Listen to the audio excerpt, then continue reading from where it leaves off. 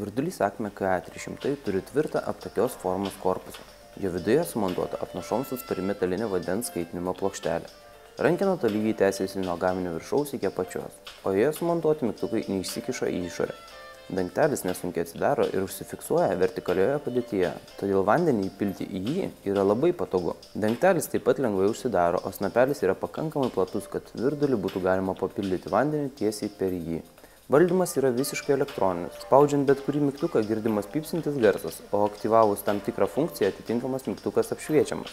Temperatūros nustatymą, jei to reikia, keičiami spaudžiant mygtuką Set Temp, o mygtuku Keep Warm galima aktyvuoti prieš tai užvirinto vandens temperatūros palaikymo funkciją. Numatytos 4 temperatūros reikšmės, kurių kiekviena yra skirta skirtingai paskirčiai. Pavyzdžiui, 50 laipsnių temperatūra reikalinga kūdikių maisteliui, 70 laipsnių baltai arba mate arbatai, 80 žaliai arbatai, 90 oolong arbatai arba tirpiai kavai. Pageidaujama temperatūra nustatoma vieno mygtuko paspaudimu.